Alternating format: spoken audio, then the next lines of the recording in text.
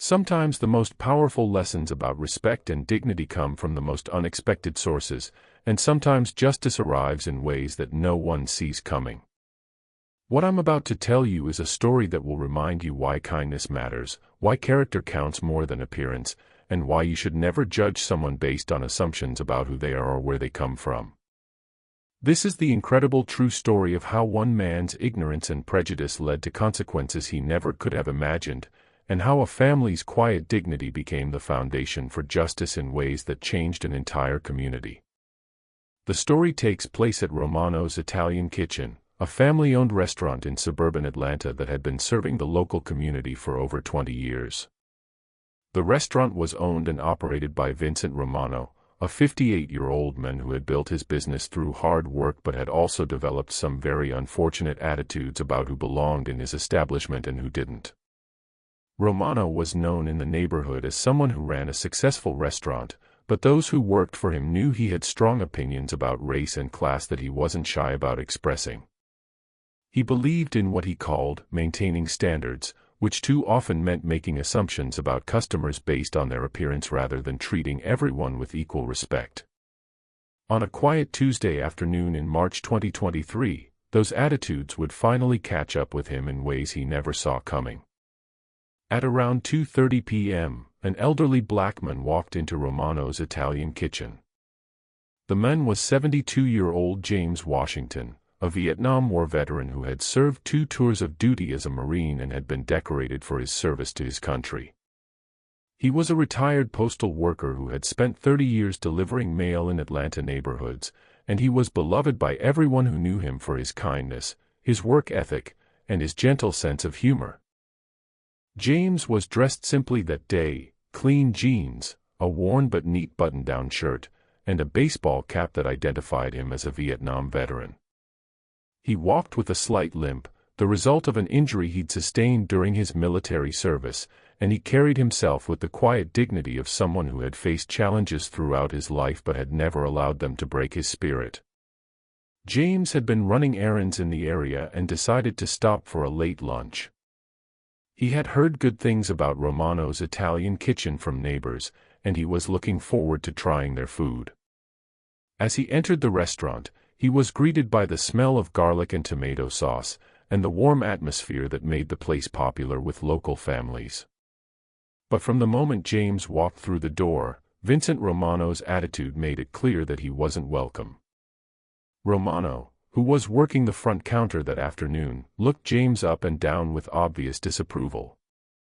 Instead of greeting him with the friendly welcome that other customers received, Romano's first words were cold and dismissive. "Can I help you?" Romano asked, his tone suggesting that he hoped the answer would be no. "Yes, sir," James replied politely. "I'd like to order some lunch, please.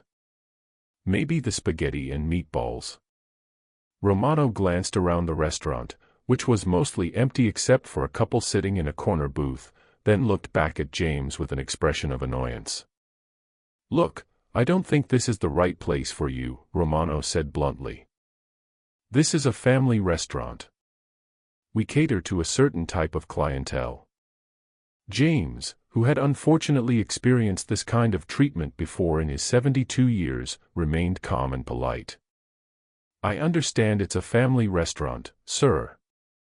I'm just looking for a good meal. I can pay for whatever I order." Romano's response was even more insulting. "Listen, I don't know what kind of money you're working with, but our prices aren't exactly budget-friendly. There's a McDonald's down the street that might be more your speed." The couple in the corner booth had stopped eating and were watching the interaction with obvious discomfort.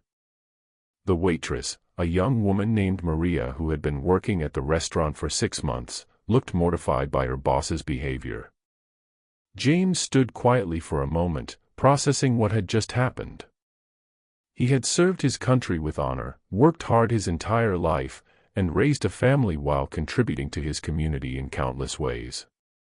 But to Vincent Romano, all of that was invisible.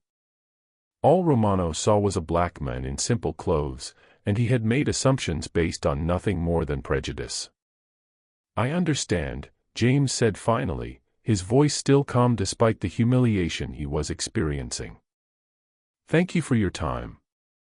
As James turned to leave, Maria the waitress stepped forward. "Sir, wait," she said, glancing nervously at Romano. "I'm sorry about this. This isn't right." "It's okay, young lady," James replied with a sad smile. "I've dealt with worse. You have a good day." James left the restaurant and drove home, but the incident stayed with him. That evening, he told his wife Margaret about what had happened, and she was furious on his behalf. "You should report this," Margaret insisted. "What that man did was wrong, and he shouldn't be allowed to treat people that way." But James, as was his nature, wanted to let it go. "I'm not going to let one ignorant man ruin my day," he told his wife. "There are plenty of other places to eat." However, James made one decision that would prove to be significant. He mentioned the incident to his son during their weekly phone call. Dr. Marcus Washington was a 45-year-old federal judge who served on the U.S. District Court for the Northern District of Georgia. He was one of the most respected jurists in the state, known for his fairness, his intellect, and his commitment to justice. He was also the loving son of James and Margaret Washington, and he was not about to let anyone disrespect his father. When Marcus heard about the incident at Romano's Italian kitchen, he was livid. But as a judge, he also understood the importance of responding appropriately and legally to discrimination. "Dad, what that man did was illegal," Marcus told his father. "You have every right to file a complaint, and I think you should." "I don't want any trouble, son," James replied. "It's not worth the hassle." "It's not about trouble, Dad. It's about principle. You served your country, you've worked hard your entire life, and you deserve to be treated with respect everywhere you go." Marcus spent the weekend thinking about the incident and researching Romano's Italian kitchen. What he found troubled him even more. Online reviews revealed that this wasn't the first time Vincent Romano had been accused of discriminatory behavior. Several customers had complained about being treated poorly based on their race or appearance, though none had pursued formal complaints. On Monday morning, Marcus made a decision. He was going to visit Romano's Italian kitchen himself, not as a federal judge, but as the son of a man who had been treated with disrespect. Marcus arrived at the restaurant on Tuesday afternoon, exactly 1 week after his father's humiliating experience. Unlike his father, Marcus was dressed in an expensive suit and carried himself with the confident demeanor of someone accustomed to being in positions of authority. When Vincent Romano saw Marcus enter the restaurant, his entire attitude was different from the previous week. He saw a well-dressed black man in what appeared to be a business suit, and his response was professional and respectful. "Good afternoon, sir," Romano said with a smile. "Welcome to Romano's. How can I help you today?" "I'd like to order lunch," Marcus replied. "I heard you have excellent spaghetti and meatballs." "Absolutely. Best in the neighborhood," Romano said enthusiastically. "Would you like a table, or are you ordering to go?" The contrast between Romano's treatment of Marcus and his treatment of James was stark and obvious. Marcus was offered the best table in the house, given a detailed explanation of the daily specials, and treated with the kind of respect that should be extended to every customer. As Marcus ate his lunch, he observed Romano's interactions with other customers. He noticed that well-dressed white customers received warm, friendly service, while customers of color or those who appeared to be working class were treated with noticeably less enthusiasm. When Marcus finished his meal, he asked to speak with Romano privately. "That was an excellent meal," Marcus began. "I'm curious, do you treat all your customers this well?" Romano, pleased with what he assumed was a compliment, replied, "We pride ourselves on excellent service for our valued customers." "Valued customers," Marcus repeated. "Interesting phrase. Tell me, what makes a customer valuable to you?" Romano, sensing that the conversation was heading in an unexpected direction, became more guarded. Well, you know, customers who appreciate quality, who can afford our prices, who fit with our restaurant's atmosphere. I see, Marcus said. And how do you determine who fits with your atmosphere? Is it based on how they're dressed? The color of their skin? Whether they look like they have money? Romano's face flushed red. I don't know what you're implying, but... Marcus interrupted him. I'm not implying anything. I'm telling you directly that last week, you discriminated against my father because he's a black man who wasn't dressed in expensive clothes. You assumed he couldn't afford your food, you told him he didn't belong here, and you directed him to McDonald's. Romano's expression changed from confusion to alarm. Your father? I don't know what you're talking about.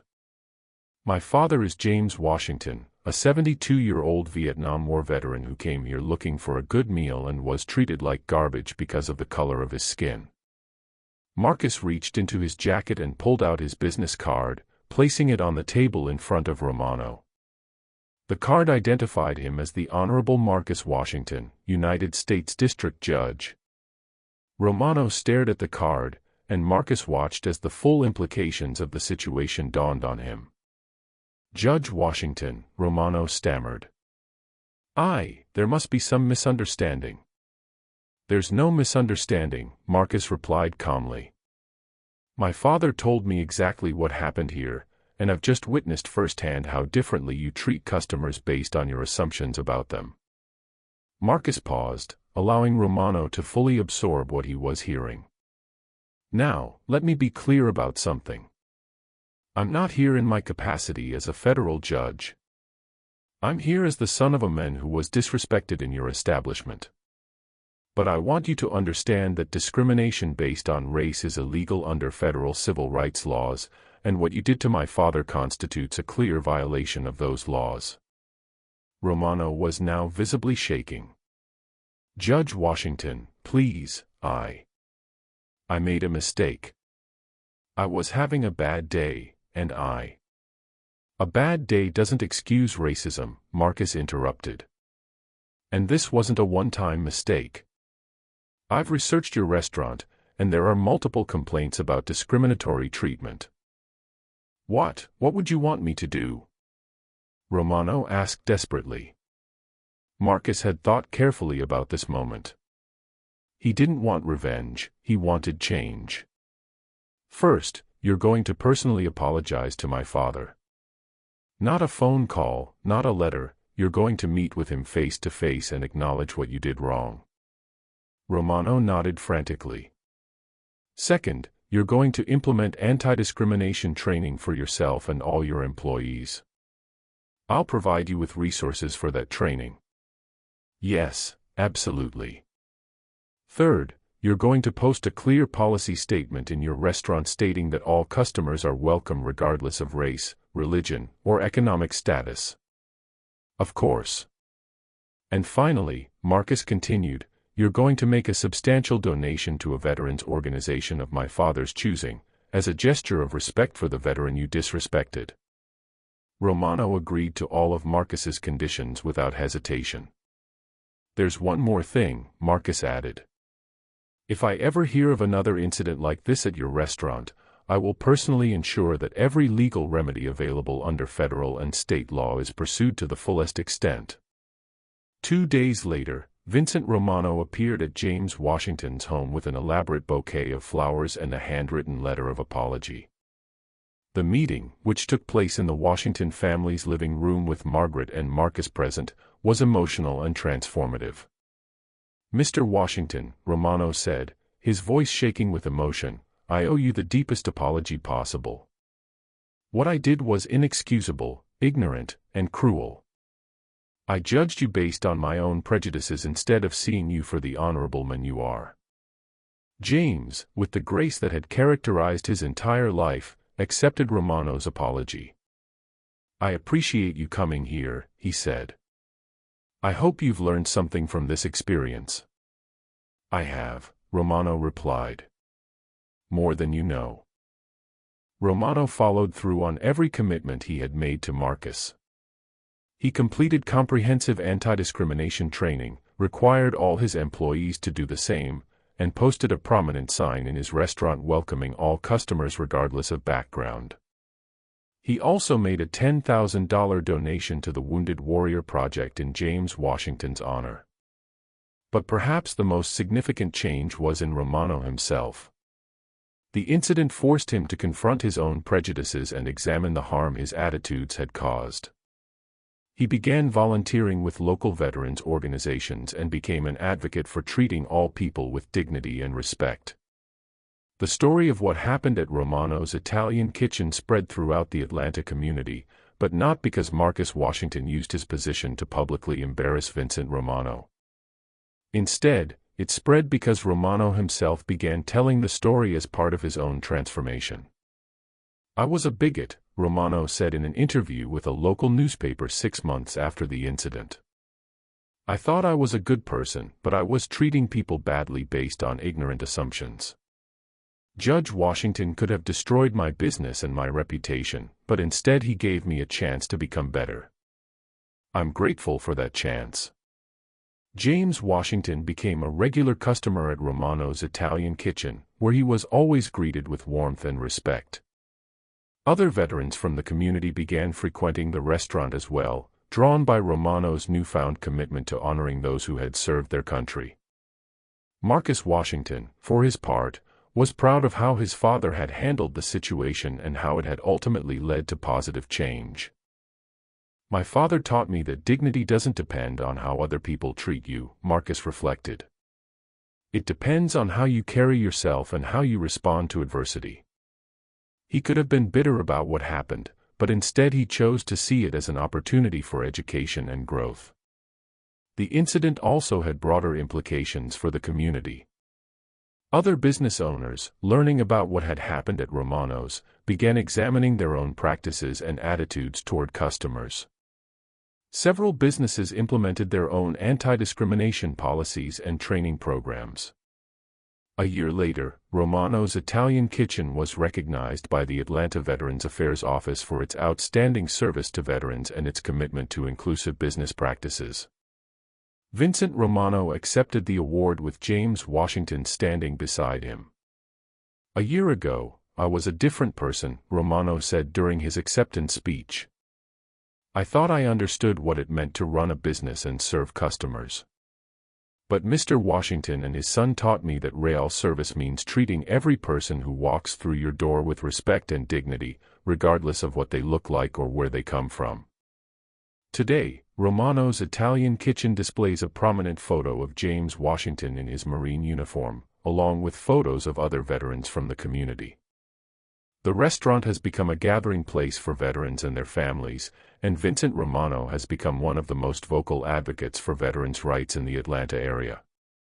James Washington, now 73, continues to be a regular customer at the restaurant.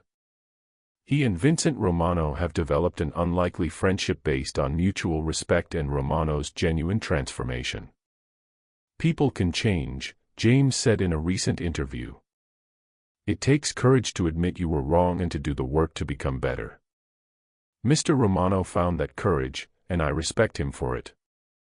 Marcus Washington continues to serve as a federal judge, and the incident at Romano's has influenced his approach to cases involving discrimination and civil rights. He often speaks to law students about the importance of using power responsibly and the difference between punishment and education. True justice isn't just about consequences, he tells his audiences. Sometimes it's about creating opportunities for people to learn, grow, and contribute positively to their community. The story of the Washington family and Vincent Romano serves as a powerful reminder that change is possible, that dignity and grace can triumph over ignorance and prejudice, and that sometimes the most effective response to hatred is patient, principled action that creates opportunities for redemption. Sometimes the most powerful person in the room is the one who chooses mercy over revenge, education over humiliation, and hope over hatred. James Washington's quiet dignity and his son's principled response turned what could have been a destructive confrontation into a story of transformation that continues to inspire their community. In the end, Vincent Romano learned that true respect isn't about the clothes people wear or the money they have. It's about recognizing the inherent dignity of every human being who walks through your door. Don't forget to like the videos and subscribe to the channel for more short stories.